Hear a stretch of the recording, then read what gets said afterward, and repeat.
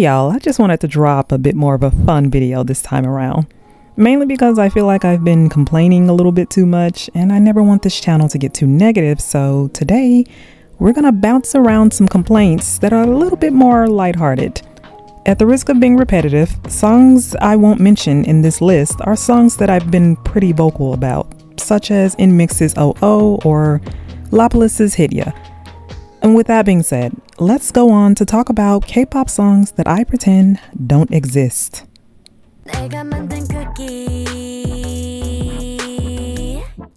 Okay, so I'm sure that pretty much all of you probably already know why this song is here. In my humble opinion, this song was just way too mature for New Jeans when it came out. Though it did channel a lot of some great nostalgic energy with their usual 90s R&B vibes, I just couldn't overlook the lyrics. And to the people who try and swear up and down that some of us are unjustly over-sexualizing this song, come on now, don't play. We all know damn well that whoever wrote this song was not talking about baking cookies when they wrote it. Usually with songwriters, unless otherwise stated by a reputable source or by the songwriter themselves, they don't have a specific artist in mind when they're writing a song. They most likely just write the lyrics and then sell it to whoever pays them the most, and with no actual regard to where the song is gonna go. They just made their bag, so they move on. Now, I have no actual proof, but I'm willing to bet that this song most likely was not originally going to be New Jeans' song, but Adore was probably like, yeah, we need another song to pad out the album, and this one exists, so let's just throw it in there. Now, if I'm wrong on that, then let me know, because I'm just guessing simply based on the lyrics alone and how young one of the members in particular was when they sang it. I mean, do we really need a 15-year-old girl offering us her cookies? No, ma'am, I think not. And if Cookie had gone to any other group, where all of the members were over 18, of course, maybe we wouldn't even be having this conversation, but whatever. Also, I personally believe that this song itself is sonically their weakest one, and it did nothing for me. And the only reason it's memorable to me is because of those sus lyrics. Luckily, they haven't done anything like this lyrically since, so maybe Adore realized how inappropriate it was. As for me, I just pretend this song doesn't exist anytime I'm listening through their entire discography on Spotify and just skip it.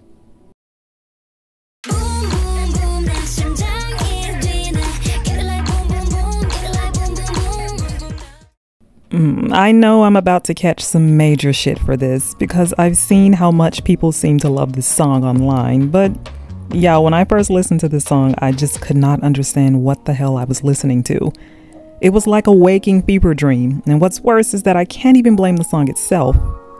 So here's the story. When my album for LE SSERAFIM's Unforgiven was first delivered, I was suffering from one of the most intense spells of food poisoning I've ever had in my life. And all I wanted to do was sleep. So usually, to get myself to sleep quicker, I'll throw on some random Spotify playlist, preferably one of the pre-mixed K-pop list Spotify updates every week. Oh, and I remember this so vividly. I still cringe just thinking about it now, but anyway. So when I first turned the playlist on, aespa's Welcome to My World was playing, and that song was just perfect to fall asleep to. It was so atmospheric and dreamy sounding, so I had it on repeat for a good minute or two. Eventually, I decided, yeah, let me stop listening to this song before I get tired of it. So I turned on shuffle, took down some medication, and decided to go to sleep. The next song was Ive's Lips. Then right before I drifted off, LE SSERAFIM's Eve Psyche Bluebeard song came on, and my brain, influenced by sleep-inducing medication, just couldn't handle it. I was dreaming about random shit that I shouldn't have been, and eventually sleep paralysis set in, and I'd always associated this song with that day for this reason. So now anytime I hear it, I almost feel triggered, especially during that boom boom boom part with the tribal drum sound. It felt so noisy and random, and I guess I'm just gonna have to be the odd man out on this one, and I hate feeling this way because I love LE SSERAFIM. They're one of the only two alt groups that I currently have, and I am ride or die for my alts.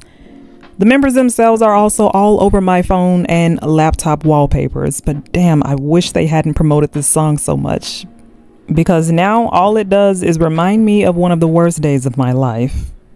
Anyway, one positive I will give it is how much that bass line eats. I can definitely see this song killing in the club, and the choreo was so high energy and fun to watch. But the song itself is usually an instant skip for me on the album.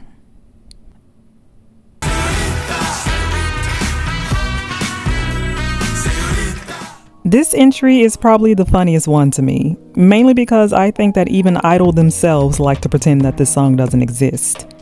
Uki has shaded it multiple times, once right even in front of Soyeon, and as far as I know, they haven't even performed this song at any of their concerts, which makes me wonder if they actually have grown to dislike it over the years. Another thing about this song is that when it was released, it was right before they went on Queendom, a show that really bumped up their popularity. And the Señorita era was being treated like this was their flop era by even Neverland, their own fandom. So I've since kind of associated so much negativity with it, despite the song itself not even being that bad. I think a lot of people probably didn't care for its unconventional structure, Soyeon's more stylistic offbeat rap, and the fact that Shua literally has no lines and only made random sounds in the pre-chorus. Thank God Baby Girl has since developed more confidence and now eats up pretty much every performance they've had post-Tomboy era. The song itself was also their lowest charting song at the time of release and one of only 2 title tracks by them to get just 1 music show win, which is very unheard of for them these days. So people were dragging them for being flops after this song's release, following their previously successful titles La Ta Ta and Huh. Either way, I guess I'm more so indifferent to the song.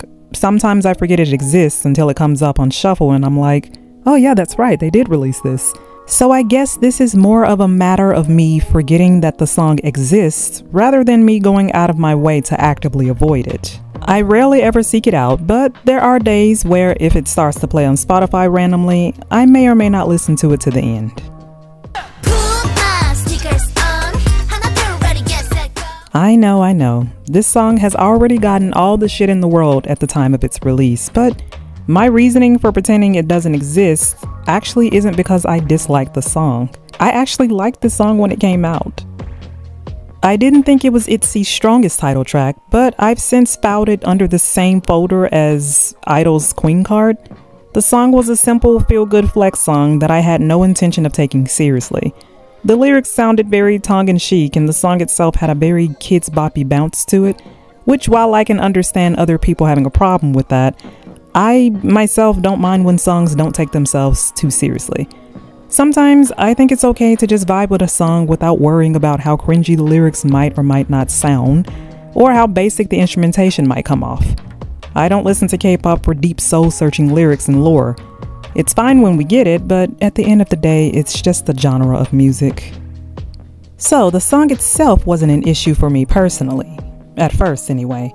Then I started seeing it and hearing about it in too many places. It was all over TikTok and all over Twitter with people clowning the group and talking about how they had regressed musically.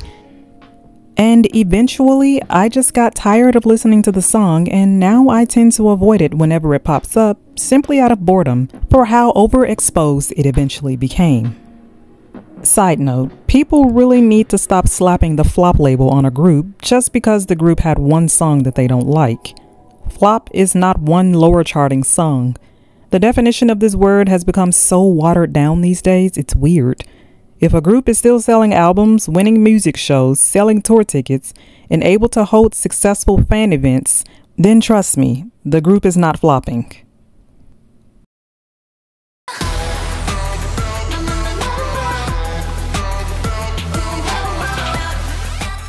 Yes, I am guilty of overlooking aespa, y'all.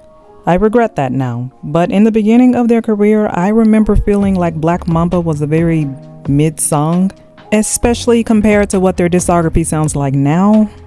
I remember hearing it and being like, okay, well that happened, and then I moved on, tuning them out for so long that I deprived myself of bops like Next Level and Savage when they initially released. Even though I still pretend that Black Mamba doesn't exist and I avoid it anytime it comes on, I learned a very important lesson about not judging shit at face value. I guess I was still super biased against songs that don't follow a set structure, If I'm vibing to one beat, I get whiplash when the beat leaves and I'm forced to adapt to a new one, and aespa's music was far more experimental at debut than it is now. I still vibe with Savage and Next Level to this day, but one thing I regret was listening to other people's opinions of these songs, then basing my own opinion of the music on their opinions before actually listening to the songs myself. Does that make sense? I hope so. I damn near had a brain fart writing that sentence in the script. When the songs came out, all I heard from everyone was how messy Next Level was and how SM was trying too hard to make their music polarizing for no reason. And I started to allow this consensus to influence me, and it caused me to develop some seriously unfair opinions against aespa at the time. Thankfully, I got over that, and I have since enjoyed nearly every title track they've dropped since Savage.